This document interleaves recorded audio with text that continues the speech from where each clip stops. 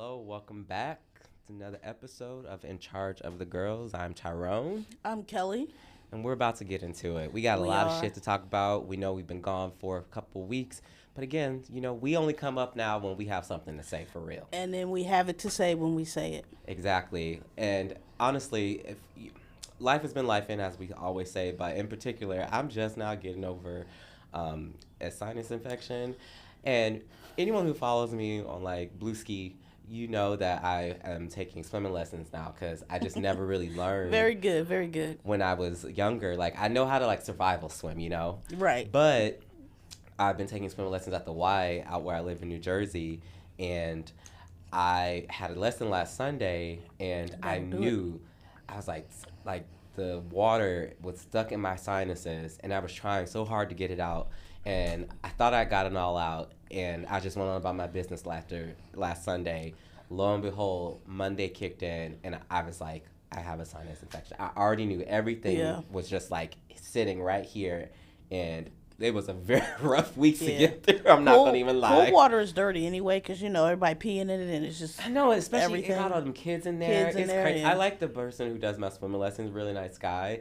But I can tell he mostly works with kids. He does have some adults as well, but because it's the pool that we be in, it's a lot of kids coming in and out. Yeah. And so I just need to make sure I got a neti pot, but the electronic ones where you just hold it up and it does the cycling for you.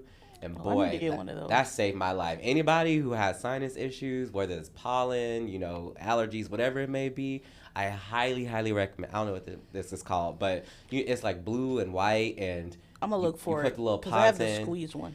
Cause I can't do the putting your head to the side. I'm not. No, I have one that you turn it upside down and it goes up. But I have this year for allergies is terrible. You said that. It was so bad. I have it's so bad. I went to the ear, nose, and throat lady, and she prescribed me something to put in a neti pot because I have been down bad. Every time I go somewhere, they do you have allergies? Because my eyes, I don't even bother wiping them no more. I just look like I'm breaking down at all times. But I'm no, it's not Kelly sad. Right. I'm girl, I promise you, I'm not sad. Right. My eyes just stay leaking. I'm just going through it. Yeah. So anyway, forgive any of the nasaliness, or if I sneeze to the side, I got some tissue to the side, whatever.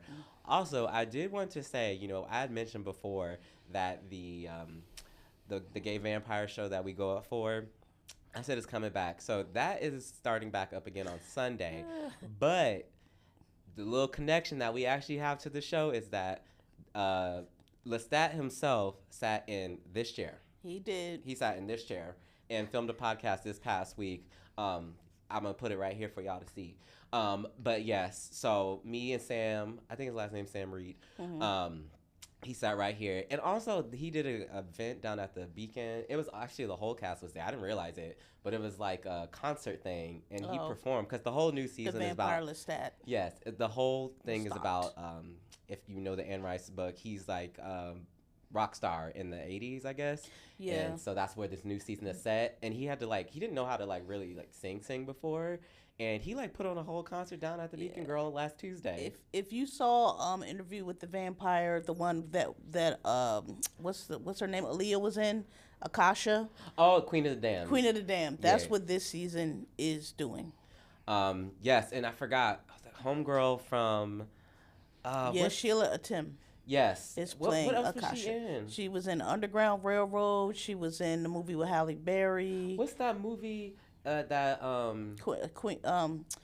Woman King. Yes, Woman King. Yeah, she was so good in Woman King. Yeah.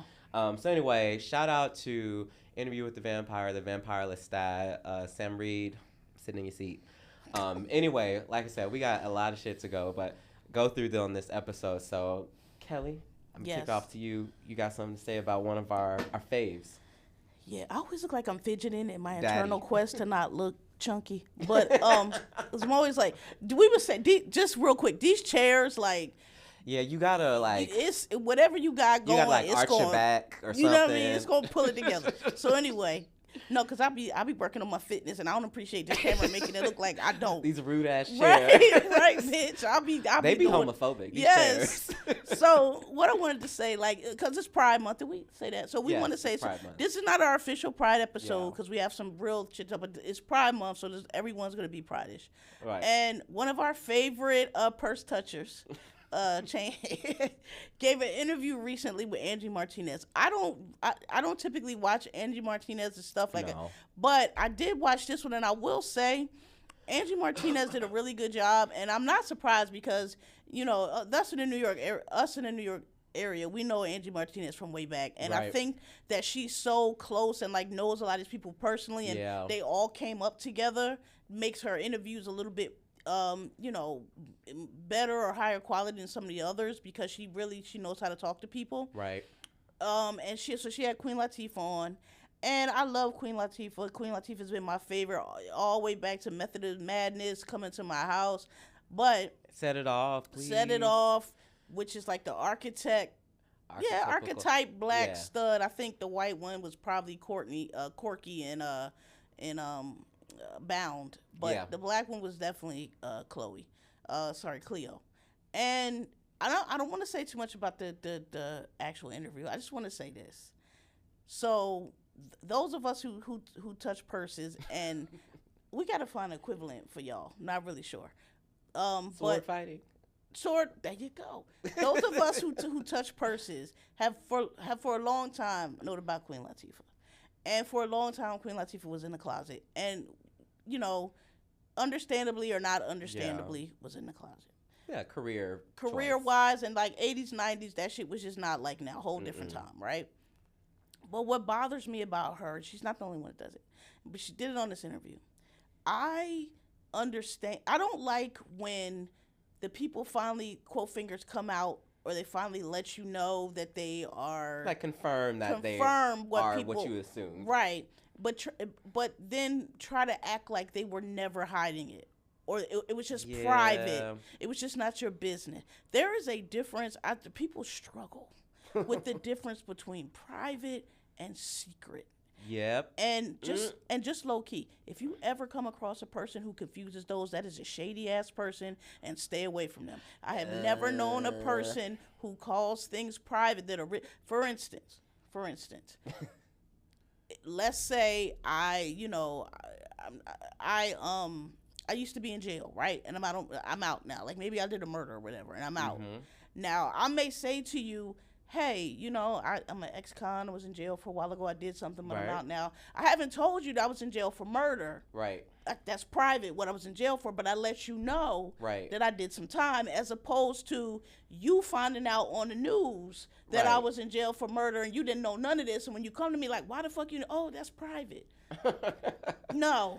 I mean, there's a correlation to the DL conversation that we can park right into that Pride episode, but I know exactly what you're saying. So, and I like I like the way Angie, because Angie was thinking the same thing I was thinking, because Angie was trying to get at that, like, you know, so what made you decide to come out? What made you, and Queen tried to play it like that wasn't what it was. It's like, I never was in. I wasn't in. Girl. I wasn't out. I was and Angie was like, Dana. And she just stopped. It was like, Dana, like, girl, come on, be for real. And I so many of them do that, and I don't know why they do that, but it's irksome to me, because the conversation that could be had if you just admit that that's what you were doing is so much better than what we're talking about right now, where we're playing this game where you were not, and it's understandable. And if you want to say, I didn't want that's a perfectly acceptable answer, is I didn't want my personal business out there. Right. That's fine. You're acknowledging that you were keeping this thing hidden. Right. But you're not playing in our faces like we don't know that that's what you were doing. You could have, it really could have just been as simple as, there was things that, in conversations that I didn't want to have with people close to me. There was career things that I didn't want opportunities shut out from. Exactly. And it was just never a conversation that I thought was worth having at that time. Exactly. And now I've lived a bit of life. Things the world is in a different place. The world's in a different place. There's a way she could have said, y'all know what it was. I was fighting for my life back then type of thing. Right. And, she could have said safety. Who knows what she could have said. But it's just like, she'd be like, oh, I was like, I was just being private. And I don't like that because I know you don't have to be a role model, and I'm not a person that believes just because somebody's prominent, but you a role model for somebody whether you know it or not. Right. You some kid, because like somebody said it really good on social media the other day, but I can't remember. They were like, the reason why pride is still important is because there are people who still have family that they can't talk to, or they can't explain it to, or unaccepting. So stop. Somebody will see you and take hope from that. Right. If you say that, you know what, kid, you might have to tamp it down a little bit, but when you turn 18 or when, you know what I mean? Like, you never know who's looking up to you. And there's the first part of it and the second part of it, and people argue me down on this, and I don't care. I still think there's a little bit of shame there. There's a little bit of not wanting to acknowledge that you're doing something that's sinful, or especially in our community. When I talk, I'm always talking about black people. Yeah, that's okay. Especially in our community where it's still very homophobic. Not everybody's. I think we get too much that we. I think there's so much variation in the black community that people don't understand that regionality comes into play. Where you're culturally, where you're from, like Caribbean places, like South places, role in it. If you're from like the Northeast, if you're on the West Coast, like all of that really does play a role in how accepting. But there is sort of this baseline assumption when it comes to black culture and black communities that there is not like this default acceptance for queer people. And it varies from family to family, from community to community, where at varying levels. But like, we know what it is. Like, you and I have been in these communities our whole goddamn life. Right. And we know that there's been times where it's like, okay, like, I gotta play it cool, or like, this is not the time to be, out and proud type of shit. And just so, like, kind of on my point, not out of a sense of shame, but out of a sense of safety, or out of a sense of, for me, at my point, because I've explained my wife is from the South and her family. At this point in my life, I'm not explaining shit to you. I'm not trying to make you feel comfortable. I don't give a fuck. You don't agree with me. I don't agree with you neither. Yeah, so we just both sit here not agreeing with each other's existence, because I think you a dumbass and I don't think you should exist either. So we just you know what I mean? Like, that's it. So, but I just want to say, because Queen is one of them. There's a couple others who do that, but I don't like, and it seems to be more lesbians than not. I don't know what that's about. Yeah. But I don't like that. Like, just you were hiding it. You were not being private, because when you're being private, maybe you're out photographed with somebody, or you're at the event. Yeah. You don't have to say, this is my girlfriend. Yeah, you don't have to say, this is my wife. But that's private. That's keeping, like, I always use, and now I can use the Rihanna example. Well, I used to use the Kerry Washington example. Rihanna and A$AP Rocky have, 3 kids now, going on 4. We see those kids. We know their names. We see those 2. But we don't know anything about the relationship because they're private. We don't know if they married or not married. We don't know anything. We didn't know. Only reason we knew when she had her first kid. We don't really know if they live in the same house. We don't know if they live in the same house. We don't know anything. But they are very public in that they're together. Yes. But we don't, that's the difference. And I don't like when people try to mix it too. And like I said, you can't trust a person like that. When you find out something about a person that you think that they should have let you know, and they say, oh, it's just private, that's a shady ass person. Don't deal with them. That's not, like, you can't, to me at least, I can't build a close relationship with someone like that. Like, if I feel like you're picking and choosing what to share with me, it's just like, okay, well, I choose to not be close to you. Right. We will have an arm's length distance relationship. It's just very sneaky. Oh, you married? Why didn't you tell anybody you married? Oh, that's private. Is it? Yeah. Like, is it? So you got everybody thinking you're single and interacting with you like you're single, but you're married. And then when we ask why, oh, well, that's my private business. Okay. So, I mean, I'm happy she's out now and she's living her life. It's just like you said, anytime you get people from this generation where they sort of like try to talk back on the period of time where they weren't sort of living out loud type of everyone knew publicly life, and they try to talk about it, well, I'm just private. Okay. We don't have to do this. Like, all right, girl. Just cut the whole. I don't even want to talk about it no more. Exactly. We don't have to talk about it. I'm happy you're in the place you are. You and your kids, your wife, whatever you want to call your partner. Y'all on the red carpets having a great time. Everybody be safe. But we not doing this game. Yeah. All right, and then the other thing that I think you wanted to talk about too is not really related to that, but there's a judge who has been making the headlines down in Atlanta or even Georgia. Of course, it's always Atlanta. And honestly, I think there's a connection to Fani Willis too. Or Probably. Fannie. It's always Atlanta, and it's always a black woman. Not always, but frequently. And this is what I want to say. Nothing. Here you are, a whole judge. I'm not really sure. I know some judges are appointed, some judges are elected. Yeah. I'm a lawyer. I've never really understood what it is what the process is to become a judge. I know there's something, once you graduate law school, you take some separate course. Some separate career course than people who stay lawyers, right? I mean, honestly, it's even simpler in some situations, particularly at the level of judge that you are, like a magistrate or something. Really, it's just, are you an attorney? And then you get voted in. Like when I used to go to school in Cleveland, right. In Cuyahoga County, like magistrates, I'm pretty sure they just were like voted into the office and had no special qualifications. But the judges that but sit like over the criminal district, crime, like federal judges and all that type of stuff. Something probably that they do. I don't know what it is, but I know it's not just what the regular lawyers do. Right. It's a lot of hard work. It's a lot of education. And this is where I'm probably going, yay, respectability, whatever. I believe in respectability because I believe when you let it drop, what happened in America right now is what happens when you don't hold lines, right? And when you try to raise shit up. So anyway, I just want to say, I'm so tired of reading. Here's a whole judge. You are in a courtroom. You black. The chief of police, I believe who it was, is also black. And y'all are off in chambers having sex to the point that your clerks and people who work in the office with you are complaining and turning you in. That means you being fucking ridiculous. Never mind that you're doing that in the first place. First of all, why do people act like they just can't? They gotta fuck everywhere. Why are you up at the job, down to the courtroom, off in the chambers? Is it that serious? It's Freaknik 24/7. Is it that fucking serious? And now you making every black, we already under assault because of who's in the White House. We all DEI high and all of this. And we and single digit numbers of attorney in terms of percentage wise. In terms of percentage wise, black period. I don't even want to know what black women is. Probably even less than that. Right. And here you are acting like a fucking rangy teenager, and it's always a black woman. Fannie Wilson too. Throughout the whole goddamn conviction, cause you want to fucking fuck your co-counsel. Why do y'all do these things? It's so frustrating. Y'all act like teenage girls. But here's what my theory is. And me and my cousin be talking about this.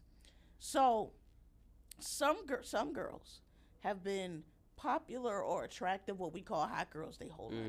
Whether they were good at school, whether they were not good at school. You know when you're about 12, 13 years old if you're good looking. Sometimes before that. Because here come all the little nappy head boys, big headed boys, you know. And people compliment on your look, so you know.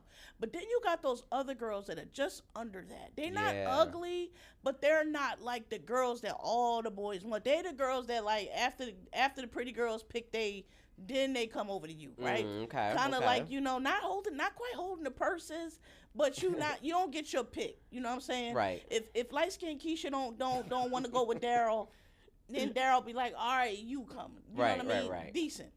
And those girls, that's their role their whole life.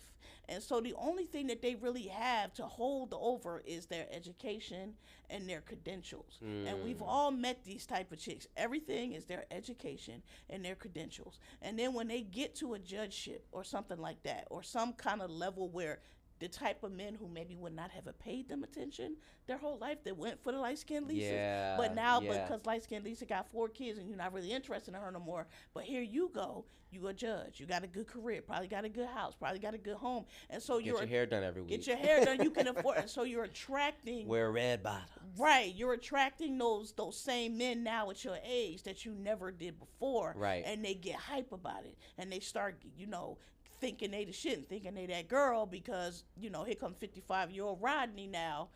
He interested in you, right? And you had a crush on Rodney since you was like 16. Rodney never paid you no mind. You know what I mean? And I think that the Fani with all of that type, like I said, they're not ugly women. That's not what I'm saying. But they just not that hot girl that everybody. They're not the ones that walk into the room and command attention. Right. That everybody they probably looking. Friends with the ones right. that They do. might be in the crew. They might be in the crew, but they not that girl. So when they get to that level and become that girl, then they just act like the teenage girl they always wanted to be. That's my theory. Right. I can't prove it, but I see it enough times where it's like, okay, girl. Yeah, I don't know. To me, it's just like you have such poor judgment.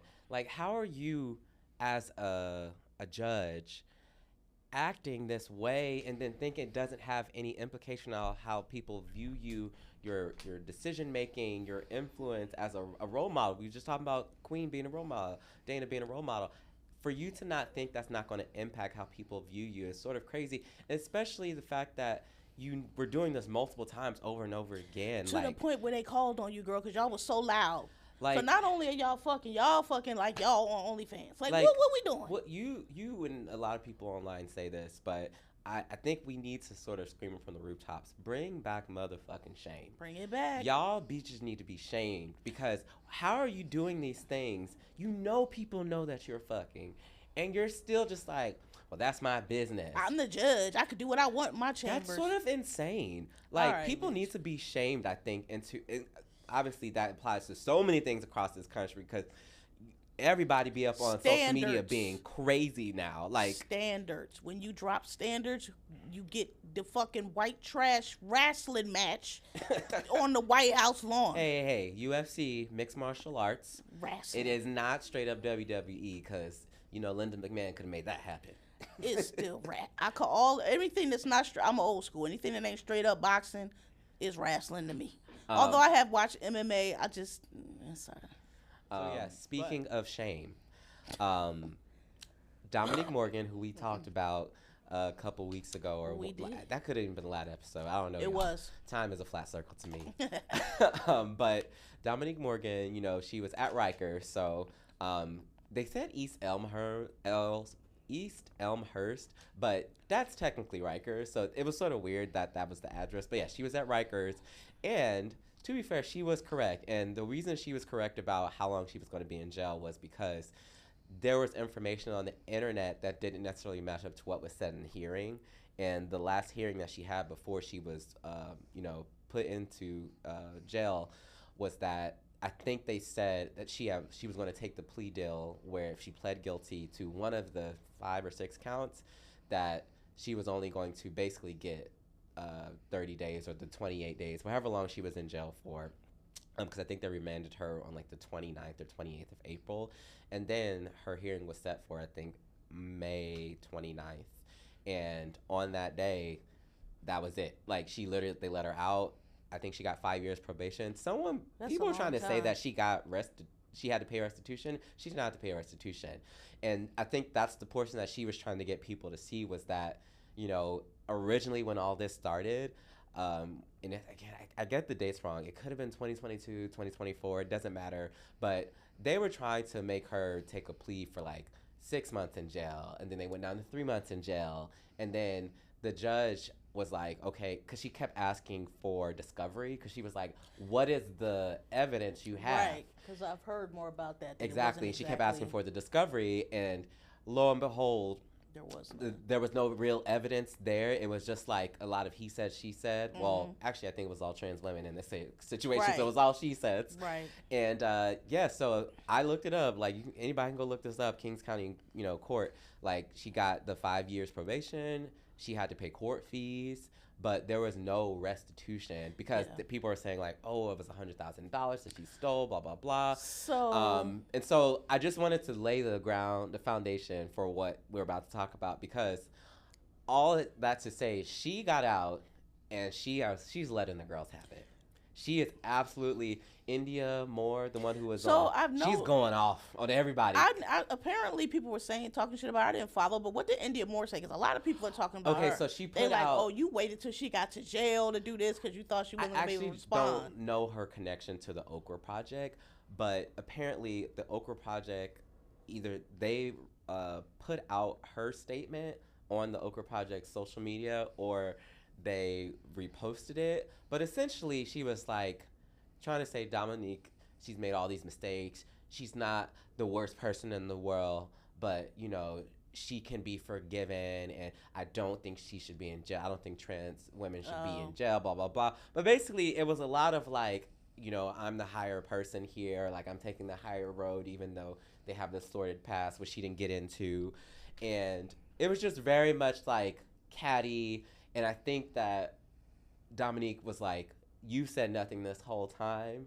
And now that you waded into it, I got something for that ass.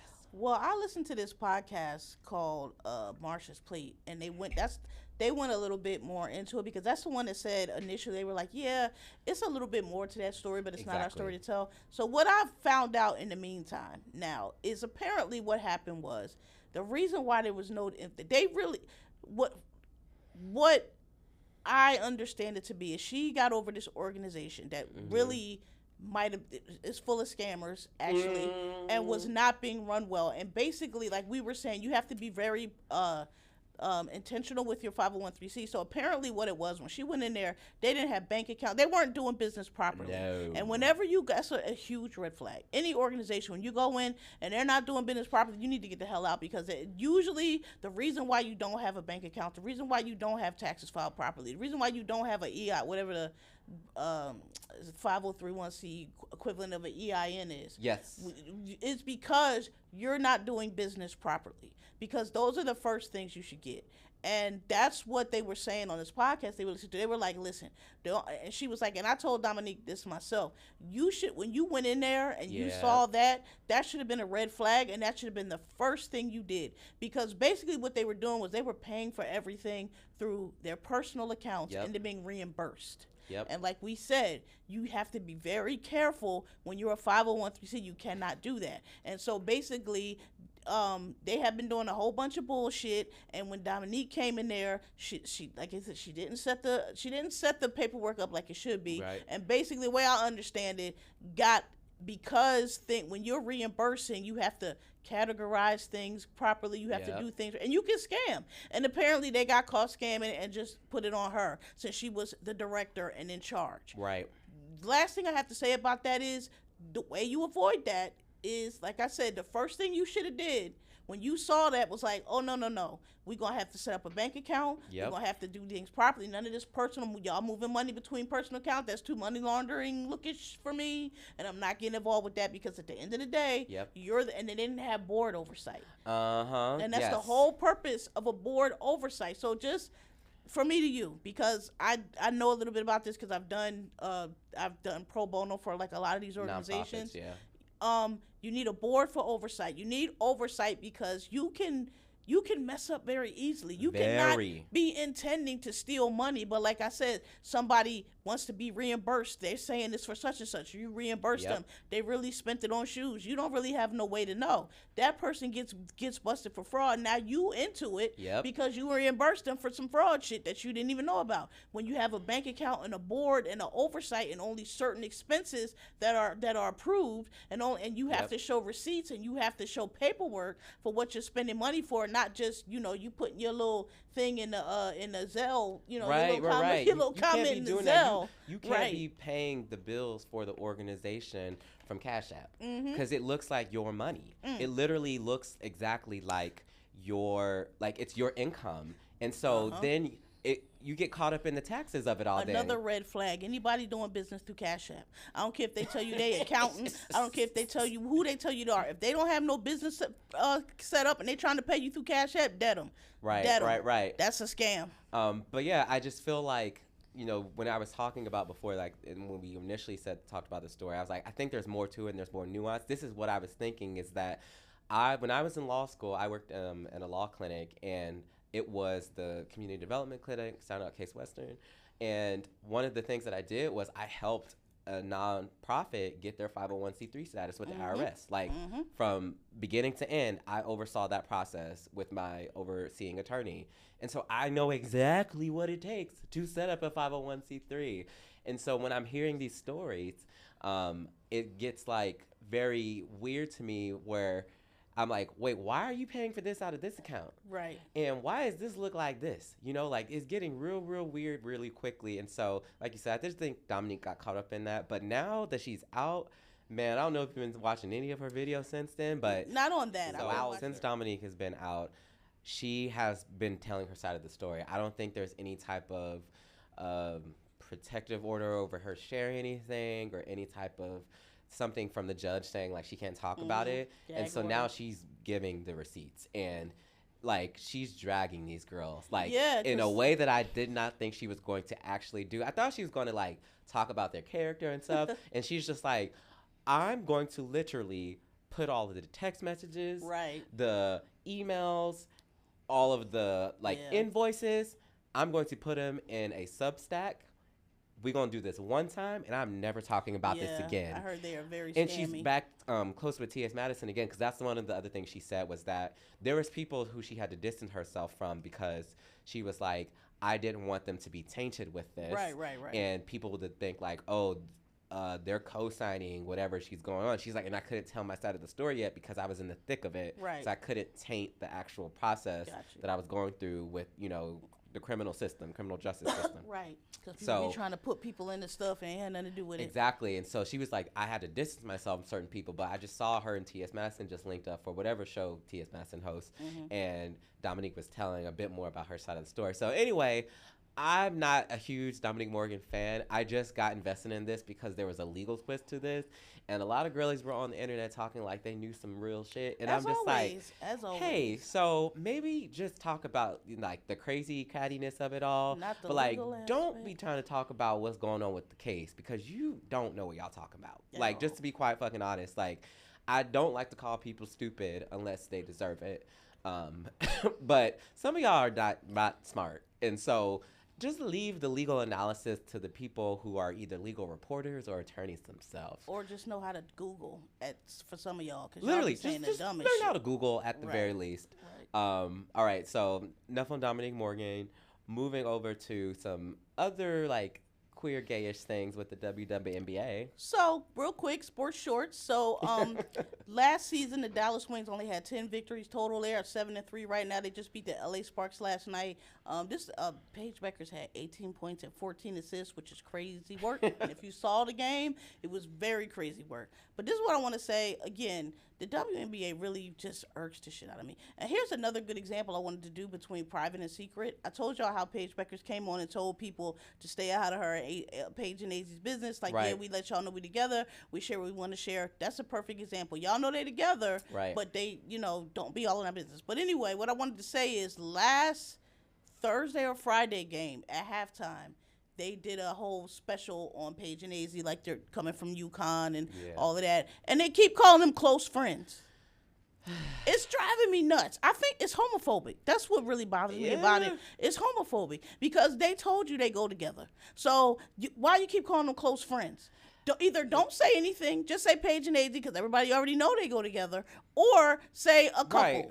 But don't keep calling them close friends. Or just if you really are like, oh, I don't want to be disrespectful to them, ask them how they want to be talked about in relationship to each other. You could just say the teammates, and that's because that's true. Yeah, teammates, close friends. It's just close. Why? It's the close. Yes, close friends, because that's euphemism. You could just say friends. They friends because they are. Yes, but it's the close friends. It's like when when you have a black mom or like a black parent or something, usually it's a black mom, and they're accepting of you and your, partner, your spouse, your husband or whatever, but then like you bring them around to something where it's extended family or friends of the family, and this their little friend. Yes. Like, okay, mom, what the hell we doing here? Don't little friend me. Don't close friend me. This their little friend. Or to take it back even more old school, if you live together, just their roommate.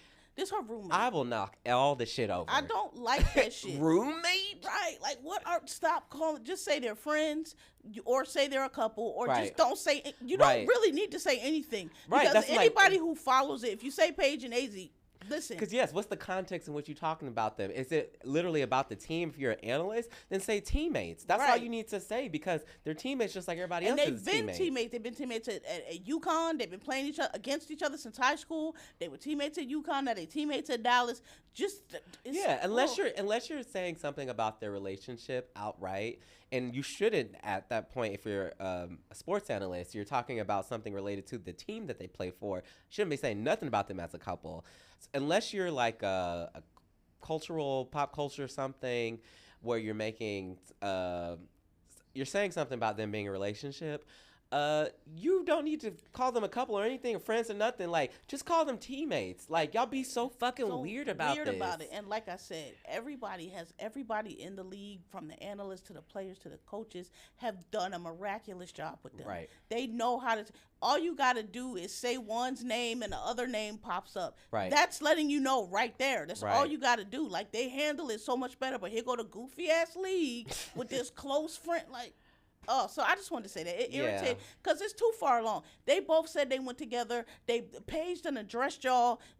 It said me and AZ, we've been at it just a long time. She's told y'all that you know what I mean? Like, it's just given, when they did that stuff like that, straight people like, what's the big deal? You don't know what the big deal is because you don't have to deal with your little friend. But it's homophobic. Right. It's homophobic because it's like, well, we don't want to say they're gay, so we're just going to say. Because they think homophobia is just like, you know, someone walking up behind you, bopping over the side of your head, walking down the street. Right, and calling you an F word and walking off. Right. Or a bulldog or something like that. Like, that's not what homophobia is. Homophobia, it just, to me, like racism. They think racism is literally burning crosses these days. And, like, that's not what it is. Like, in lynching people. Right. Like, racism if it ain't that, it's not racism. Racism is not hiring someone because they are black or they are brown. Right. Like, homophobia is treating me differently because I am queer.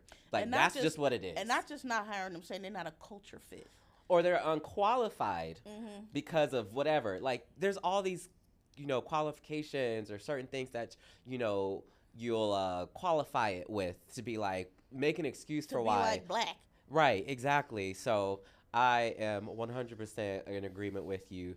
I don't know what the WNBA is still thinking. Like, speaking of, I did go to a Liberty game. I did too. I went to when they beat, you went when they played my team. I went when they beat the Mercury. The Mercury having a terrible season. I went when they beat. They whooped that ass. They beat. Who did they play? It was a good game too. AZ that's the game she had 24. I forgot, but yeah, it was a great game. Wait, if they were playing the Wings then? Right? The Wings were playing the Liberty. Yes, so you went to the Liberty. Yeah, so yes, because you went to Liberty. Playing the Wings. Yes. And I went to see them play the Mercury. But I was so proud of myself. You've been so proud of me. I was up in there cheering like a real ass fan. I was screaming at the refs. I was like, another foul? Yeah. Another foul? Yeah. I was like, okay. Yeah. So you ain't gonna call the fouls on the other side? Listen, there were season ticket holders sitting next to me, and at one point I said something snarky, and then I was like, we got the rebound and got it back. I was rooting for the Liberty, obviously, and we got the rebound and immediately took it back to the other side of the court and scored. And I was like, that's right. And the lesbian said, I believe you're a lesbian, lady. I'm so sorry if you're not. She turned around and she was like, that's right. And we high-fived. I was like, yeah, girl. I said, sports. Yes. My wife enjoyed the game. She's not a sports girly, but she was like, oh, it's better in person because you can follow what's going on. Yeah. And on the TV, it looks crazy. And I was like, it looks the same. And also, I will say, I went to the Pride Night for the Brooklyn Nets. I'm sorry, those NBA boys ain't hitting on nothing. It was dead as hell in there. And it was even more packed than the game I went to for the Liberty. I will never go to another Brooklyn Nets game again because even the players, and that's when before Klay Thompson and Megan broke up, and even when Klay Thompson was there, he was acting like, I think people were on their phone during like timeouts. I was like, the players. Yeah. I said, oh girl, the ticket's too expensive for y'all to be acting like this. So anyway, shout out to the Liberty because y'all fans and Ellie, she be going off, girl. Yeah, they was upset because I was rooting for Dallas, but whatever. And again, this is not the Pride episode, but y'all know we gay.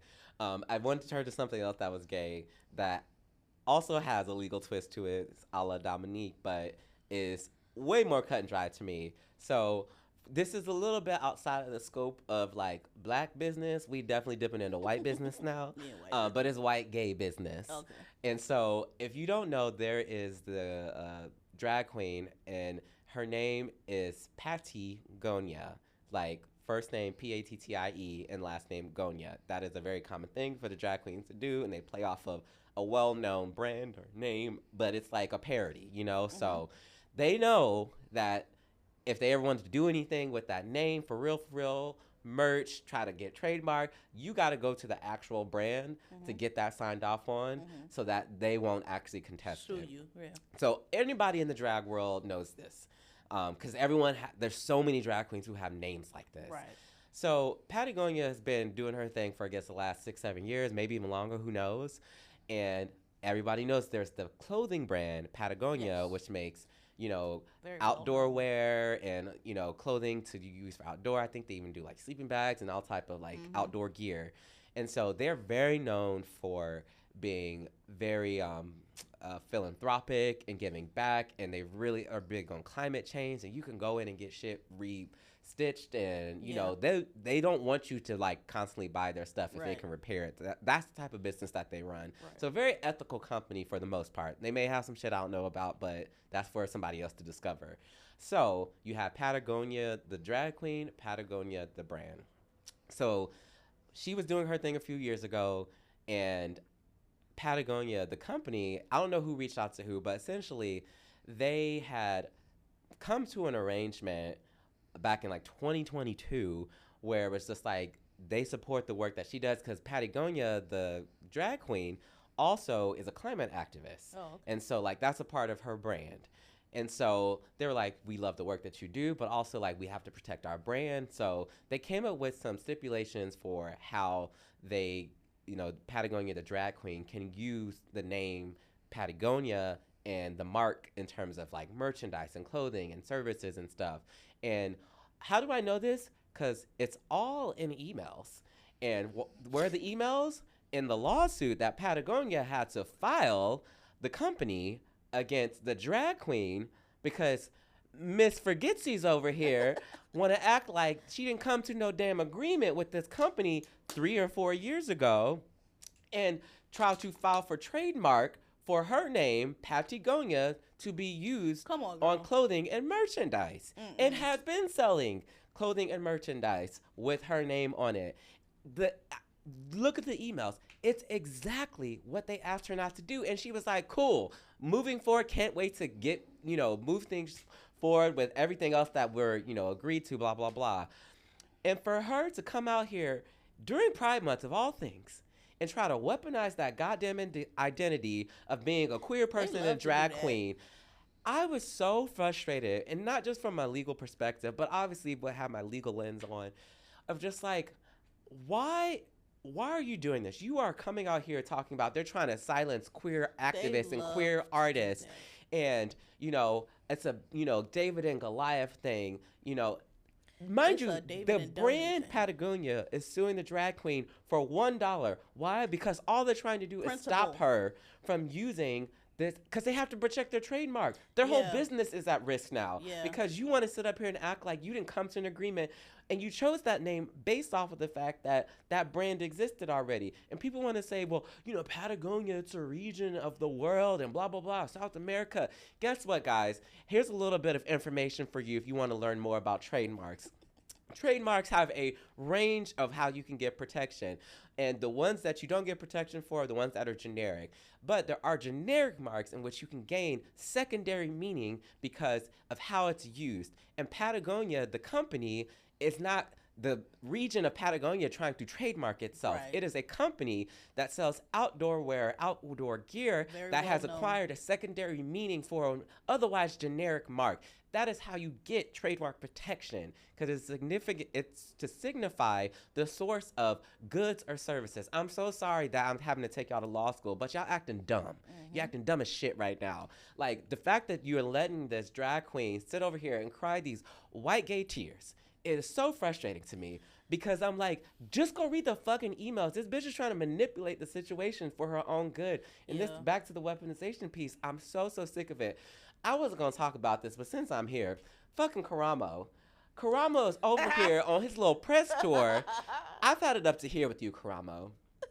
He's on his goddamn press tour, and I've had it up to here with him for a while. Actually, let's be quite fucking honest. Since Real World Philly, since he hit the scene being a stunt queen. I did not know that's who that was until this issue came up. I remember that they were like, that's the guy that slapped that girl, and I was like... No. That's Steven from, not Portland, Seattle. That's Steven. So Karamo was on Philly. So Philly was a little bit later. By a little bit later, I mean like 6-7 years. So he wasn't, okay. So Karamo, there was actually 2 gays on Karamo season. There was him and Willie was Latino one. Why do I know this? I love me some pop culture. I love MTV Real World, Road Rules. That was my shit, girl. I'm an elder millennial, if you don't know. But anyway, yes, it's like Karamo is just like, he's going on this little press tour now talking about how the Queer Eye for the Straight Guys, for those who don't know, Karamo Brown is on Queer Eye, was on Queer Eye for the Straight Guy, and it was acquired by Netflix. It used to be on Bravo way back in the day. That's when I watched it. Yes, and when it was like Carson Presley and blah blah blah. I never got past them. Yes, and so Karamo was on the reboot version, and now he's talking about like, though they were trying to like, weaponize my blackness against me, and like, guys, hey, everybody, you need to own up to when you are a shitty person or you are doing shitty things, whether it's Karamo or it's Patagonia. I'm so sick of this and weaponizing your blackness, your queerness. Like, you are delegitimizing. For petty things, and you're delegitimizing serious, like, at a time when people are really being bashed in their head about who they are. Right. And here you go with your little silly bullshit. It is so frustrating to me to see these things happen, because I can see the wheels turning and the non-black people or the non-straight people being like, oh, okay, so are all y'all on some bullshit like this? So like, we're not being taken seriously when you have very prominent people who do these things, and they're doing these things for clout. They're doing these things because they don't have skill set that can keep them prominent. Like, there's no reason that they can keep their scam rolling. They're just stand on your own 2 feet. Like, stop talking about the fucking Queer Eye man. Stop talking about Patagonia. Change your fucking name if you care that much about climate activism. Or they just don't want you to do the shirts, girl. Right. But that's an important point you brought up, because that is what leads to something like stripping of affirmative action. Yep. Stripping of DEI. Because you let people for so long play the race card when it's not applicable. And I hate it, because there's plenty of times where it is applicable. Right. Like, it's real out here. But when you do shit like that, it's like, oh, here they go with that gay shit, or here they always trying, like, and people be like, so what, white people.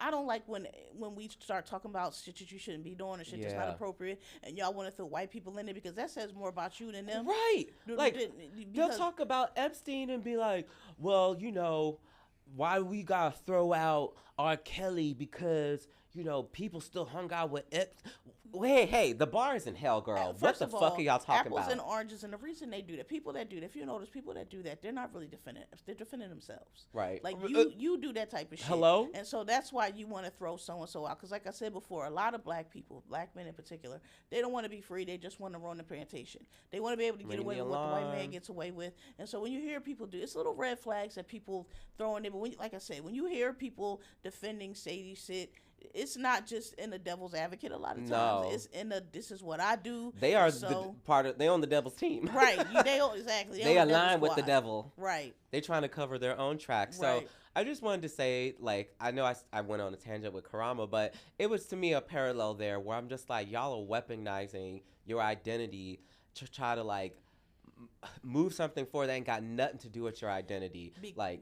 Because you ran into a moment where you realized that them white gays don't fuck with you the way you fuck with them. That's what it all comes down to. They don't fuck with you the way you fuck with them. And like our friend Dave Chappelle, and now all of a sudden you want to be the black gay guy that everybody's harassing and putting down. I don't like shit like that. Yeah, all these years trying to be the token, well, you're getting treated like a token. Tokens get spent. Right. And anyway, to bring it back to Patagonia, girl, you better drop that. You better figure out a way to settle with Patagonia, because they're going to take everything from you. Because those big brands don't play about that shit. Like, absolutely. Like, I'm not giving you any legal advice, but as an outsider's perspective, like, it's not looking too good based off of the court, like, documents that I read. Like, it's pretty clear cut that y'all had an agreement, and you were the one who went down the road of being like, actually, changed my mind. Yeah, and on your point, the reason, because people be like, oh, they're a big corporation.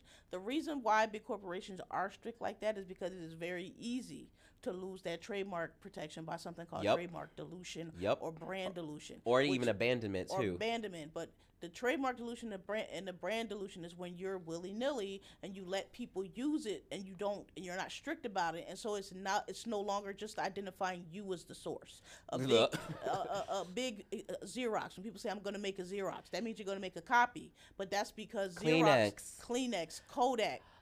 Google has been fighting for their lives since we started using Google as a verb. Fighting for their lives in court. As soon as that word is identified with anything else but you, and you specifically as a source or a trademark, you can lose it because the protection is in the source. Right. Just because I say Xerox don't mean I'm talking about you. I'm just taking a copy. If you let it get to that point, then you can lose it. So that's why they're very strict, because it's a lot of money at stake. And just to put an end cap on that, we are not giving anybody legal advice. No, because we're not your We're not your attorneys. We do not represent you. There's no agreement here. Nope. So I just wanted to be very absolutely clear. In my old podcast on Pop Law, we used to say that we are not your attorneys. Nobody, whoever under the sound of my voice, I do not represent you unless we actually have a written agreement saying I represent you. And because I'm in-house, I don't represent nobody. Right. Anyway, moving on. In talking about identity and blackness, the NAACP boycott. So here's what I want to say about that. Black people get on my nerves sometimes. Because these new black people, I should say. Because when you think back not that long ago, like we said before, 1965, it's not that long ago. 1955. Somebody born in 1955 might still be alive today, right? Could they? 1965? 55. 55? They're like 70s. My mom was born in 59. There you go. And she's what, 68 this year? There you go. Not that long ago.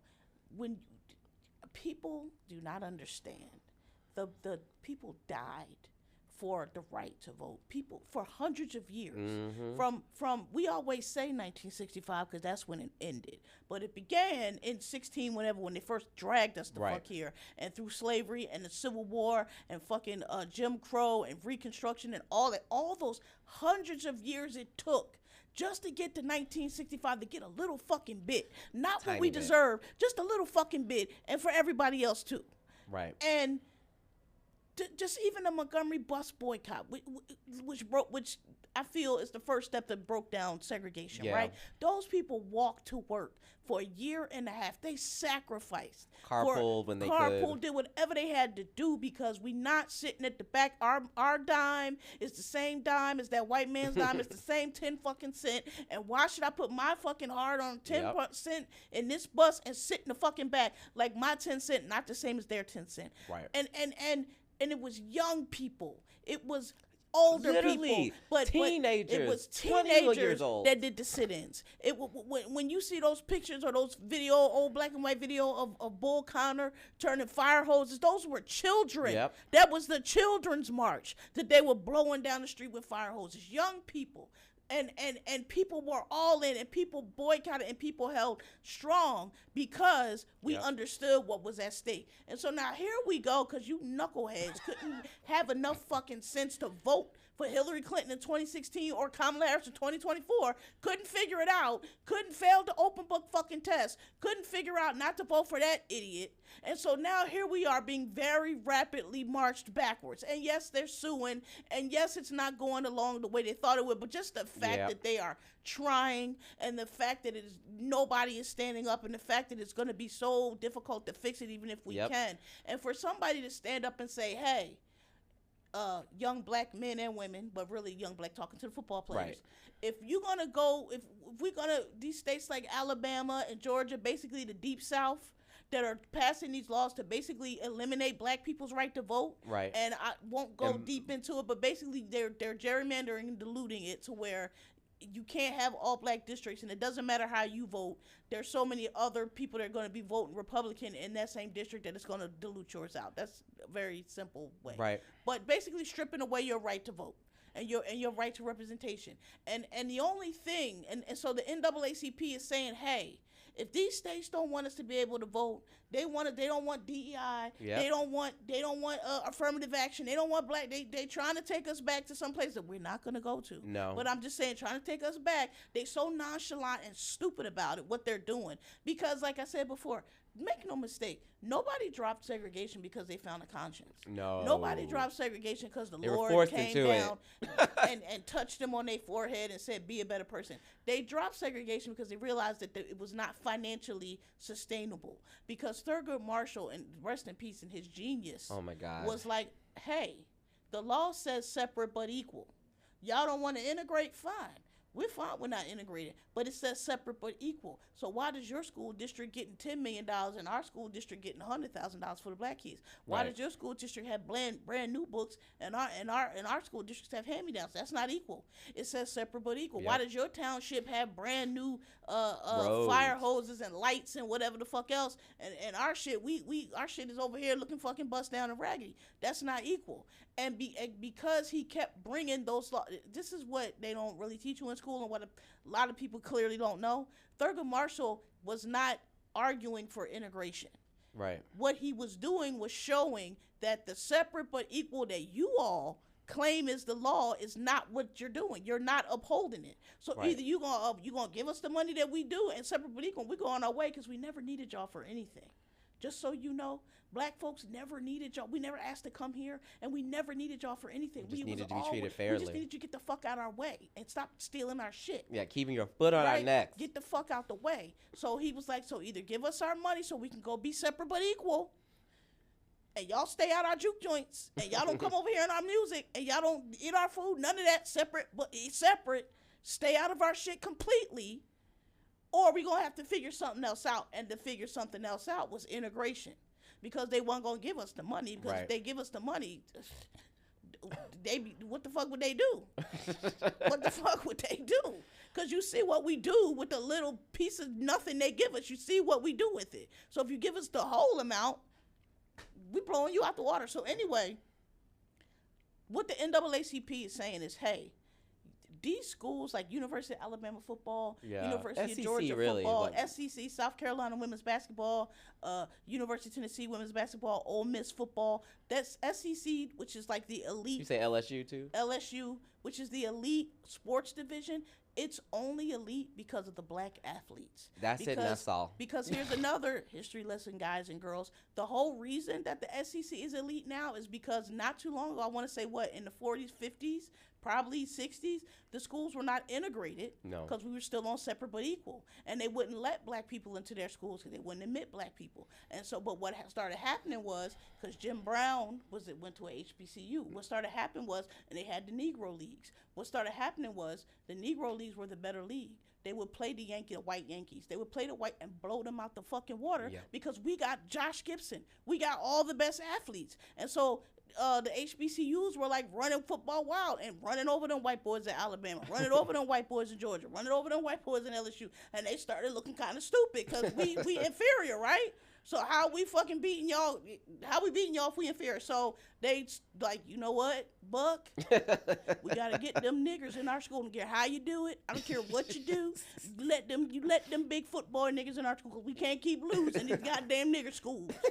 So let them in. I don't care what you got to do. Let them in. Let them in. You ain't got to let all of them in, but them over there, let them in. The strong ones. That's what happened. And that's how Alabama and Georgia, they did not want to let you in. That's how it became elite. So NAACP is saying, hey, guys, they're making all this money off of you. You are what makes the University of Alabama elite. And they want you to come down there, and they want you to give you blood, sweat, and tears, and they want you to play for them, and they want you to make all this money. And knock you upside the head till you get CTE. Right. And then you can't do shit else but be a sports commentator. Right. But they don't want to let you vote, and they don't want DEI. They don't want to hire black people. They don't want to do affirmative action. They want to fire black people from their jobs. Oh, but no, you still come play football. So what they saying is boycott. Right. And listen, this is what I Kelly about to blow a gasket, y'all. No, because like I really try, like my homegirl Chell said, I be trying to contain my kufi. I be trying to contain my kufi, but sometimes I put that shit on, right? It's like, are y'all so stupid that y'all don't understand, like, after all this time, what the end game is here? You talking about NIL. Why should these young men have to sacrifice? First of all, who's supposed to sacrifice? The elderly? Second of all, it's, again, the civil rights movement is a youth movement. Right. Okay? But they're not asking you to sacrifice. They're not asking you to take your ball and go home. The reality is, if you are being recruited as a football player by the University of Alabama, by LSU, by Georgia, by Ole Miss, you are one of the top recruits in the country because that's all they recruit. So that means you being recruited by every school. You being recruited by Ohio State. You being recruited by Michigan. You being recruited by Cal, Penn State. All these other great football, or great in the past, maybe not some more, football schools. Yeah. You don't have to go, and all they're saying is, son, if you got a choice between University of Alabama and Ohio State, go to Ohio State or Penn State, because the only reason that the SEC is elite is because all of y'all are going to the SEC. So if all of y'all go to the Pac-12, if all of y'all start going to Cal, if all of y'all start going to Stanford, if all of y'all start going to Oregon, guess what's going to be elite? The Pac-12, because you are the talent. They're not asking you to give up your career, number one. It's not an unreasonable ask, because why the fuck would you want to go to a state where you ain't going to be able to vote? Number one. Number two, y'all talking about, well, the NIL money.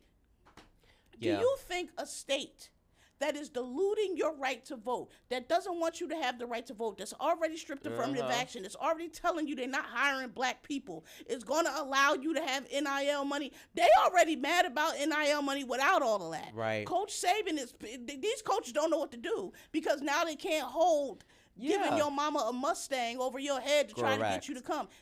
Giving you a bag of money behind the trailer to try to get you to come. They can't do that anymore because you already got, and I don't need all that. Now I don't have to be under your thumb the way I was before. And if I want to go into the transfer portal, I can do that because I have NIL money. But do you think that a state like Alabama, a state like Georgia, that's fighting like hell to go back to 1899 is going to allow your black ass to come in there and have an NIL money?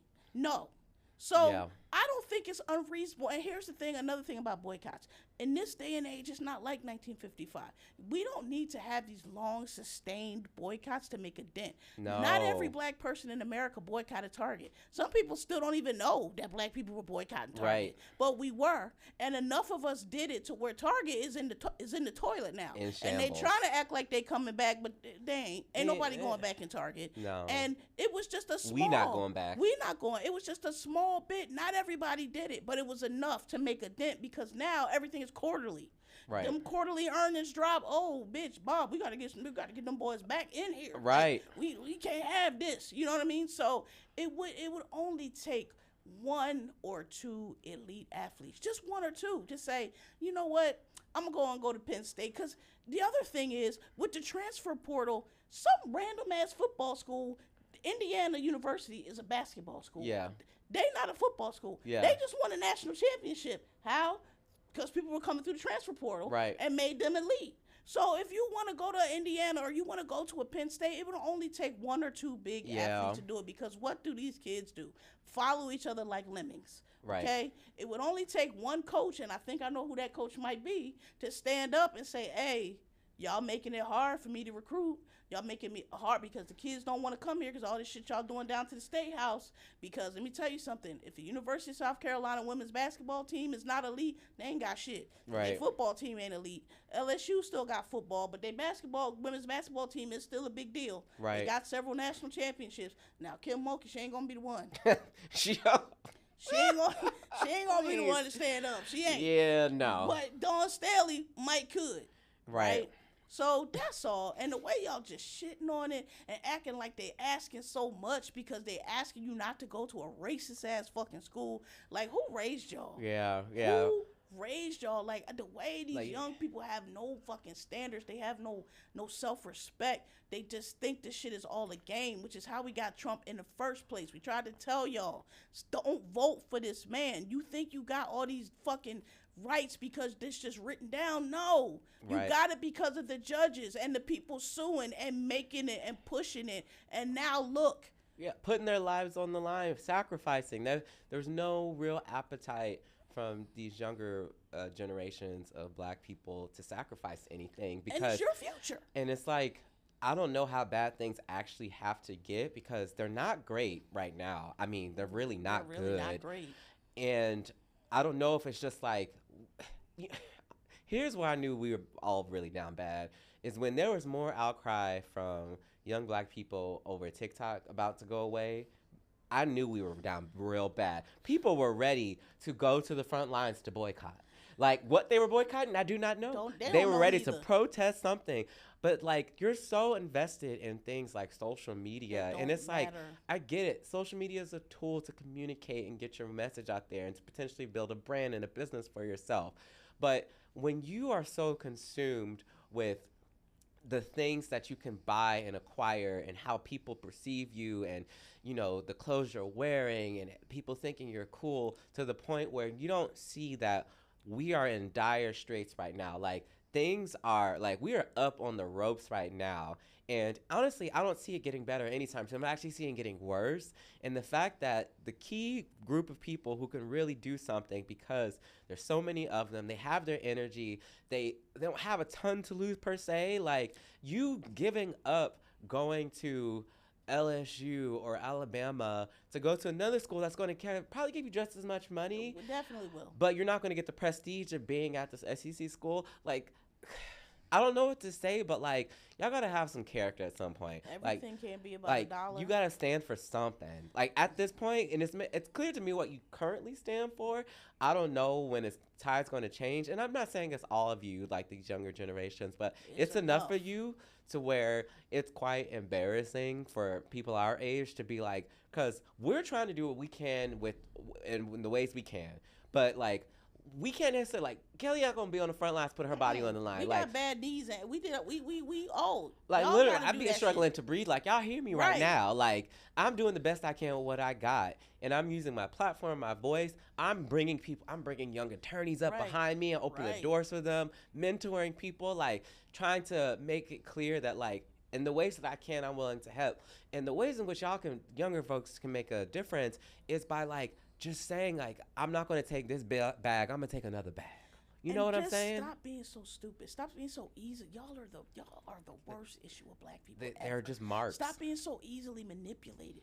Anything somebody tell you, you running with. I saw a clip. It was a bless these black men's heart. They were trying, but they really weren't qualified. But it was a bunch of black men trying to tell this other black. First of all, stop raising your kid. Y'all are raising embarrassing kids. Y'all are not teaching these kids shit. Because why is this little black boy? They were trying to explain to him why DEI going away was bad for him. Well, I don't want to get anything just because I'm black. You fucking dummy. Don't nobody get nothing just because they black, but a fucking jail sentence, you stupid bitch. You are not getting anything just because you are fucking black. Nobody gives nobody shit because they black. No. White people get shit just for being white all the fucking time. That's why they don't hire you. And they were trying to explain to him, like, bro, what do you sound? You sound crazy. Like, what are you talking about? Again, affirmative action is just for black. No, they be on the TikTok. They just be on the TikTok. In the whatever else. I don't know about Snapchats, but like Joe Rogan and Joe Budden and listen to these dumbass podcasts, bro. Hold on, no shit. Another one too that needs to be thrown in there. Stop listening to Jaguar Wright. That lady is dumb. Not only dumb, she has mental issues. Like, mental issues, and I hope she gets treated for that, but she's also dumb. And probably has some talent musically, whatever. At some point in her life, she probably was really good at something. But, like, the fact that I could be in the comments under a post that she's made and people being like, I totally agree. And it'd be like some alien-ass bullshit. And I'm like, what is wrong with y'all? Do y'all know how to read? They don't. Books. No, they don't read books. They don't read books. Do you even just listen to the books? Do you listen to a podcast? Something to get you more information than this talking head whose only source of income is engagement. But are you listening or watching their videos? And liking their stupid shit. Like, they're saying outrageous things on purpose so that you be down in the comments talking and debating with people. And, like, some of y'all are just not smart enough to realize that this is the whole gag. Like, it's the scheme. Hustle. The whole scheme is to just keep y'all talking about stuff that don't matter. So it's not even just the Rogans and shit. It's like the Jaguar Wrights too. So, like, I don't know. We sound like fucking old people now, but, like, go read a book or something, man. No, but it's true. Like, somebody the other day was like, there's no way y'all were writing 10-page papers without AI. I was like, bitch, I wrote 10-page papers without even reading the fucking book. And still got an A on that bitch. Listen. In law school, at my law school at least, and I think it's still the case now, you had to write something called a note to be able to graduate. Law school is 3 years. JD programs are 3 years. LLMs are 1 year. JDs at my school, you had to write a note. notes are things that you see in like law journals, or they're quite lengthy, usually no less than 25 pages. Mine ended up being like 33 pages, like 10,000 words. Like it was very long. I wrote that paper myself. This was in way before AI came out. Yeah. And I cited it, sources, like all of it. I did that myself. And like, I'm here to tell you, like, people have been doing this for well before AI was around. Centuries. And millennia. I get it. Like, it's hard to understand how to like embrace and use new tools as they're being introduced, because the internet was that thing for like for us and a little bit older. Like our parents really were like, okay, so what do I do? What is this the World Wide Web? Right? How do I get there? What does Al Gore got to do with it? So like I get that, but I want y'all to like take a vested interest in knowledge and learning things. And you can start small. It could be something that's like reading a source that you don't normally read, whether that's have a lot of issues with the New York Times right now, but something like there is still legitimate reporting in the New York Times. It could be anything. Yeah. It could be The Verge. It could be Teen Vogue, who does real reporting, y'all. Rolling Stone also does really good reporting. It could be something that's not gossip. That's not the influencer or the vlogger that you watch their YouTube every week. And I love mess, I love pop culture, but like that can't be your only source of information, y'all. Like you really do have to dig in a little bit and learn something. And I know we have a lot more to say about other things that we want to chat about, so I want to pivot quickly. We were talking about the South and having these black people put something on the line, because otherwise what is going to cause the change in these places unless there's some penalties for how they're treating us. We have a lot of power. Yes, and the difference between, they're trying to go back to 1965, or whenever, but the difference between 1800 and now is in 1800 nobody could have, people were trying to gain rights. They had only known slavery. Yep. They had only, we have them now. So you can't take somebody out of 2026 and think you just gonna drop them. Oh well, bitch, you can't go in the store and you can't do that. We're not doing that no more. So that's the difference, and that's why I say it's not gonna work, because it's like, bruh, we not doing that. And I don't want to speak too much about this, since we have two other things I want to talk about, but I did want to call out, why things are bad. Like, they're actually bad. How are they bad? Cyrus Carmack-Belton, for those who don't know, a young teenager who was shot in the back of the head after being accused of stealing some water down in South Carolina. We're talking about South Carolina, USC. The old Confederacy. And, I think it was an Asian man, but chased him like over 1,000 yards and said he had a gun. I don't know. Witnesses say there was no gun. But I do know that the forensics say that this young man was shot in the back of the head. That is why these fucking boycotts and not going to these schools matters, because we have shit like this still going. And the man was acquitted, mind you. That's what I wanted to get at. So rest in peace to that young boy who was murdered, and fuck that guy who shot him in the back of the head. And the jury was just like, no, not guilty. And claimed self-defense. Like, these stand your ground. And he didn't steal. I've heard, what I read is he didn't steal the water. They showed that he did not steal the water. But again, all of this over a fucking someone's life lost over a bottle of water. 2 bottles of water. That's why everything we just talked about with this boycott matters, because obviously voting rights is a huge portion of it, but like sentiment is shifting back again to be like, is it okay? Is it that big of a deal to like shoot a black person in the head or shoot them in the back because they may have done something wrong? They may have broken a law, broken a rule. We don't even know, but we get to decide because they're black and I'm not black, and they're like, everyone needs to go read The Warmth of Other Songs and the book Caste by Isabel Wilkerson. My God, we are living in a caste system today, guys. Like, I don't know how else to put it. And black people have been at the bottom forever. And people, everybody, color, every race, they dunk on the fact that we are black. As long as you are not considered black, you are higher up in the caste system. But you are mistaken on that. Exactly, exactly. Because what you don't understand is we're the only ones in the Constitution. Yeah. None of the rest of you are in there. So the games we playing now, once they put us out the way, the rest of you you're not even a motherfucking factor. And that's what I wish that they would wake up and understand. You don't have special rights just because. You only have rights because we forced them to recognize our rights. Right. And once they don't have to recognize our rights, it's just crazy to me how y'all think that they're gonna just and then bestow all this stuff on you out of the goodness of their heart. Yeah, they would be doing that already. Like somebody said with the Korean store, do it ever dawn on y'all that they'll give you a loan, but they never give you a loan to open a business in a white neighborhood. It's always in our neighborhood. Y'all never wonder why that is. Yeah. Like if they like what's the big deal? Why can't you be anywhere? Why are they putting you over with us? Like just I could go on that all day, but I'm just saying y'all caught up in a scam, and we keep trying to tell you. And it's getting dangerous now because now it's like erasing the work that was done to even make it possible for a lot of you to be here and you know. And the protections too, like how you gonna, and like if you don't have laws on the book to enforce, there's one thing if you got to fight to get them enforced, but like it's one thing if the laws aren't even there anymore, and that's where we're moving towards, the laws just not being there anymore. The laws just not there, and you're just gonna be out. But I do want to end on a lighter note. We have two more things very briefly we want to talk about. The first one has nothing to do with anything we talked about in this episode, but it's very interesting to me. Miss Lizzo, if you are not familiar with her, she is a pop star, also considered a rapper, I guess, whatever. I'm not giving her rapper. She likes to call herself that.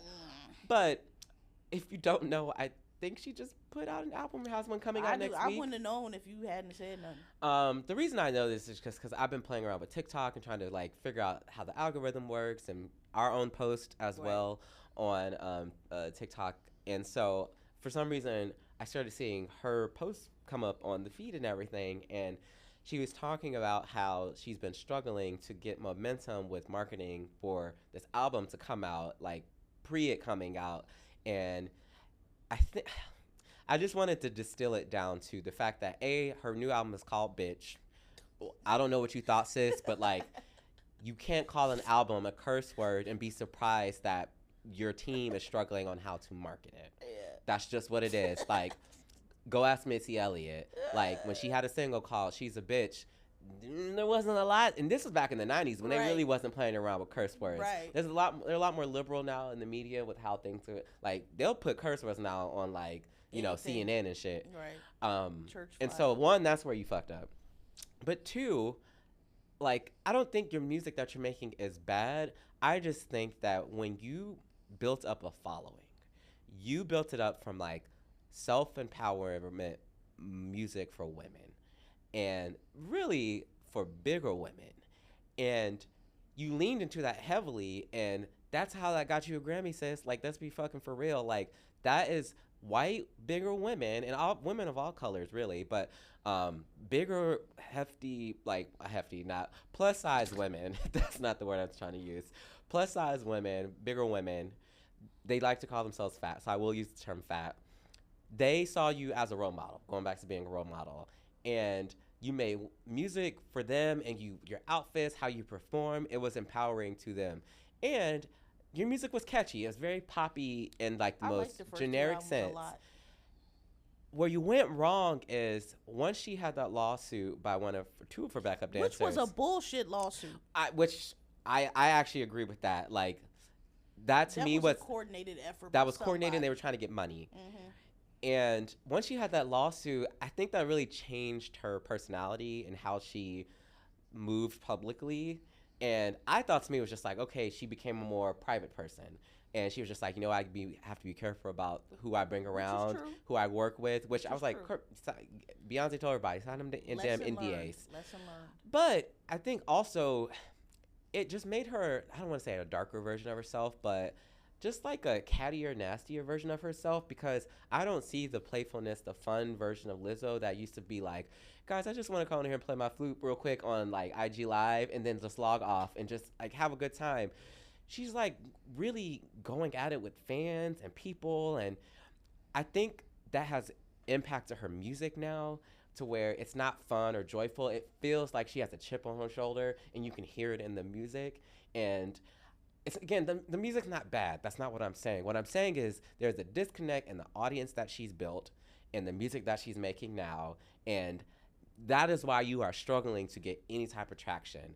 And that's not to say she can't build a new audience, but I just wanted to put that out there because I've been seeing a lot of like posts from her about, and she just showed up this week at the gay bars down in the Village, 10 blocks away from here, since we're down in Tribeca. And she was at Pieces. She went up to Hell's Kitchen to Hardware. And I mean, I hope the gay supports you, girl, but like the music is not hitting the way that it used to because that's not what people liked you for. This is what happened with Lizzo. Tell us. This is an unpopular opinion. Tell us. Lizzo aligned herself, and I said this when she first came out. So culturally, in the white world, like you said, they call themselves fat. Big, being larger is not really a thing on that side. Black side, we got a whole lot of different ways to describe besides fat. You could be big bone, you could be chunky, you could be husky. It's all kinds of stuff. You could be thick, you could be fat. It depends, but it is being a bigger girl is not a disqualifier in the black community. It's just not. What Lizzo fucked up at, and I said that Lizzo aligned herself with the ugly fat girls. Lizzo aligned herself with the. Listen, this is what happened. Because on the white side, if you are bigger, if you are fat, you are automatically just undesirable. Right. Lizzo, though, is a very, very attractive woman. She's pretty. She's very pretty. She's big, but she's very pretty. I know dozens of men of color who will kick whatever little skinny white waif you think is gorgeous down a flight of stairs to get to Lizzo. Several to get to that and some white men too that to get to Lizzo. A tall, statuesque, very big, very beautiful black woman. When Lizzo puts her Lizzo on, she's stunning. Imagine she's lost weight too. Right. But even before that, she's stunning. Her Wunmi Masaka from the my God, that's Mary from Sinners. Solomon be going those type of tall. Those I'm telling you, your grandfather will take a white chick by her hair and throw her out the goddamn window for those type of women. It just is what it is. But she, instead of coming out with that, aligned herself with the other side, maybe because she's a pop star with the empowerment and the body positivity. Listen, that's not really a black thing. The body positivity thing, it's just like be who you are. Be who you are. Like no one has ever said anything about Jill Scott's weight. Nobody. Ever. And because Jill Scott is another one. She's like a beautiful woman, and that's it. They will knock little white waif out the door to get to Jill Scott. That's another one. That is not a thing in our community. We don't talk about it. It's just like that's who you are. Right. But she played to with the like even with the weight loss, she played to even though I'm fat, I'm still positive. Girl, you don't need to do that. You black. Yeah, just be like, honestly, don't do that. I just want to lose a little weight, and I'm healthy now. And the problem is, a lot of the women that latched onto her, they could never get into the same room that a Lizzo is. Yeah. And so you have aligned yourself with that. And so now, and that only goes so far. Because all that body, I don't give a fuck what nobody say. Nobody want to be fat. And nobody want to be unhealthy. And nobody want to be big. If you are bigger boned, nobody wants to be above the weight that they know that they can get to. Right. Is what I'm trying to say, myself included. That's why I be busting my ass on the Peloton. Nobody wants to be. So this whole, I don't care what nobody says, this whole body positivity is a sham. Because even Monique the comedian, remember how she was always wanted to be a big girl? What's the first thing she did? Went and slimmed down. And then now so that's what I'm saying. Like she aligned with that. And that's not a real thing because all those girls really just want to be the pretty girl. Yeah. They really just want to be the skinny girl. They really just want to be the pretty girl. You was already that, Lizzo. You should have came out like some Meg Thee Stallion shit, knowing that I'm that bitch, knowing that I look like I look. That's how you should have played it, and you would be fine. But because you align with that, and that's so fickle and that's so fake, now you're getting what you're getting because they can't. And I think you handled that lawsuit wrong. Yeah. Because I think you, in trying to align with that group, you gave them credibility and you kept trying to apologize in the backtrack. And what you should have said was, this lawsuit is some bullshit. Yes, I hired them. I paid them. We were not friends. I let them to party. That was my mistake. I probably shouldn't have. Right. But all this shit they talking about is nonsense. I don't have to hang out with you. I don't have to. You were hired. Right. You were an employee. I brought you around. That's my mistake. But I didn't owe you all this shit that y'all are talking about. Y'all got paid for what y'all did. Here are the receipts. Right. And this, but instead, she tried, because I guess we were in that social justice era. Yeah. And she was afraid that wouldn't be taken well. Yeah. But that's what she should have done, because I think that damaged her reputation. Yeah. Because people really thought that was something legitimate when it was not. Them bitches was trying to get money. I hired you. You danced. I took you to the club, and I didn't want to like sit and talk with you, and I didn't want to like give you money. I mean, they were actually saying that they were put in, they were basically saying that it was sexual harassment because there was like a dildo involved, but like they weren't told to do anything sexual. They were just around things sexual that were happening. That they were invited to. And then they didn't have to be at. And then one woman was like, "Oh yeah, like you, she wouldn't let me go to the bathroom, and they were blocking the door during a rehearsal, and I had to pee on myself." That's what I was just like, there's no grown woman who is peeing on herself and someone's blocking you. Right. But yes, I agree with most of your analysis that you were just saying. I do want to jump to the last thing in terms of people who have gotten off track as well. You have something to say very briefly about one. I don't even know that young lady's real name. Young M.A., I'm sick of your shit. When you first came out, I told everybody that you wasn't going nowhere because I saw who you were hanging out with. I saw you were hanging. This is what irritates me about Young M.A. and people like Young M.A. The queer, the gays, the studs, whatever, studs. What's the other word? Dykes, whatever you want to call it, mass, whatever you want to call it. Bull daggers, purse touches, whatever you fucking call it, right? The kid. This is what irritates me. And Dominique Morgan said this too. She said something similar to what EJ said. This whole thing about you like dating straight women because they just like you, and you think it's a challenge to pull straight women. First of all, no, it's not. Straight women is the most fucking pick me motherfuckers. I bat straight women out of my face more than anybody. They're so easy. Like, they just love attention, right? And just the fact that nobody is. If that's how you feel, if you only want to date straight women, that's fine. That's not what people are pushing back against. People are pushing back against most intelligent people, especially gay people who have read a little bit or live a little bit. We understand that is not what is actually going on. No. You are not being loved because you're special. You're not being loved. You're being fetishized and you're being used. Come on. By a straight woman who either is waiting for her man to get out of jail or sexually curious but not brave enough to lean into that.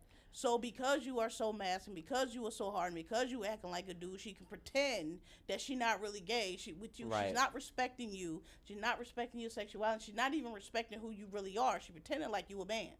And if that's what you want to be, fine, but that's for you. And you are not you and people like EJ, you're not articulate enough, and you're not bright enough, and you're not smart enough to be able to talk about that. Right. Because you're presenting it up there with goofy ass Shannon Sharp and a bunch of straight men always. Lord. And you're presenting it to them in a way that is ignorant, that is homophobic, and it's just incorrect. And because you are so pressed to impress these straight men for whatever reason, I don't know, that's why you keep running across this issue. And I was gonna say the other reason that it's gonna be problematic for you is because you was the light-skinned stud, but now we got K1. But K1 is starting to fuck up a little bit too, because here's the problem with being a gay artist.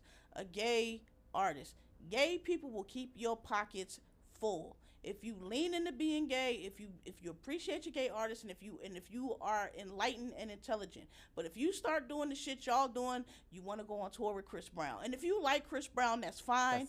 But you have to understand that if you, as a gay woman, mass presenting woman, are hanging out or are identifying with Chris Brown, you are going to lose a huge part of your audience. Right. The audience that made you, and the audience that will sustain you, and the audience that is the most loyal to you. Them K1 shows are full of dykes, full of lesbians, full of gays. Not the same girls that are going to be still going to a Chris Brown concert. Right. Not the same crowd. They might go watch you open for Chris Brown, but those are not the girls that are going to pay to see you, K1. Right. So, or to like buy your merch. Buy your merch. Listen to your music. You know, if you go do a tour yourself, you learn real quick who's there to see you. Who was on that other tour that you went on with the main attraction. Right. Who was there to see them? Who was there to see you? Right. And once you lose the audience, usually it's pretty hard to get them back. They're not getting them back. There's too many people out there who are ready to step up and take that place and take that role of being, you know, the queer, you know, lesbian rapper or whatever it may be. I'm just like, listen, in the business we work in, there's always another artist on deck. And you're not gonna be. Take it from me. You as a however you think you identify mass person, you're not going to be if you're out here calling bitches and hoes, if you're out here basically acting like these dusty ass dudes that everybody is tired of, knucklehead straight man, like no one likes that. No one likes that. So I don't know who your fan base is going to be, because it's not straight men, because they just want to clown you. Right. It's not straight women, like we just said. So the audience that is making you those listen, if you want to be a gay artist and you want to come out, you got dope music, you got dope presentation, you are gonna go far. Right. Because the audience is starving. But too many of these people, they get one foot out the door, like Young M.A did with the Ooh song. She had a whole, but even with Ooh, I was like, I don't know how far it's gonna go, because the lyrics are very misogynistic, and she's giving misogyny, and you just can't be a gay female artist and be misogynistic. You just can't. You could be straight, right? Because them bitches. You know, that's another topic for another day. Right. But you can't be gay. Right. We just don't rock with that. I think you're right, and we'll end on this. I think the parallel with EJ is so correct in that what they don't realize is, like, when they're trying to be the only person in the room. The special snowflake. And they're like, I don't associate with them. Like, I'm not one of those gays or queers or whatever you want to call them. Like, that's not even a compliment. You know how dumb you sound saying that and shit? Honestly, like, you can do that, but what you're going to do is you're going to ostracize any support from the community that you probably actually should be belonging to. That built you and is loyal to you and actually likes you for who you are. And so, like, I don't know what else to say, girl, except, like, do your thing, I guess. Like, if this is what you want to do, like, I look forward to not talking about you 2 years from now, because we won't hear about you again. And they date me, and then after me, they only date men. Girl, the dumbness is in the statement that you just said. Right. So there, you just got used. So you're literally their, like, little experiment. Like, what? Got it out the way. Now I'm going back to my wait. He just got out of jail. Right. So here I go, and you're bragging about that like this, and like you're special. Like anybody could do that, girl. Like I said. I bat more straight women out my face than anything. Yeah, they love attention. They love attention. And when you're not giving them that attention, they want to talk to you even more. You know. And like we said before, heterosexual relationship dynamics generally are toxic, and so they try to transfer them over to this side, and they do the stupid things to get your attention that get a man's attention. And girl, it ain't gonna work. But anyway, I think that. We are very much aligned on Young M.A, and I don't see it for Homegirl anymore. And best of luck with whatever you do for your career. Thoughts and prayers. Because I won't be supporting. Hope you probably. go on to Club Shay. Well, that is it, everyone. Thank you so much for listening. I know we had so much to talk about today, and we probably sped through some things that we may have in another episode put more time to, but. Don't get it twisted. Prepare for that Pride episode. Prepare for the Pride episode. Because we're really going in on that one. And, you know, it'll be some, like, current things or some things that have been on my chest and probably on your chest for a minute. That I'm just like, you know, let's set the record straight. Yes. Since y'all want to talk about this every 2 business days on Twitter, on X, or whatever the fuck y'all be on threads. Y'all just be having No. We'll have the conversation in real time with 2 black gays who know what the fuck they talking about. But thank you so much again for listening. Like I said, follow. So if you made it all the way to the end of this video, just go ahead and subscribe. Right. I don't know. There's somewhere around here right now. Subscribe. Right. We are, what is it? At In Charge of the Girls Pod. And that's on YouTube, and that's also on TikTok and on Instagram. Yep. And shout outs for y'all engaging with our little short clips that we be posting. Some of y'all, that shit has gone viral. I'm getting better with that. I'm doing my best because I just can't get the tools together, but I'm getting it. And then we're not on Threads or anything like that, but both of us on Blue Sky. I'm on Threads. I just don't be on Threads. I mean, I have a Threads account. Yeah, I can't follow it. I don't like the connection between Instagram and Threads. I don't either. I don't like. That's because a different audience to me. I follow people on Instagram not for the things that they have to say. Thank you. So anyway, follow us on where we are on the socials, and until next time. Happy Pride. Happy Pride. See y'all later. Deuce.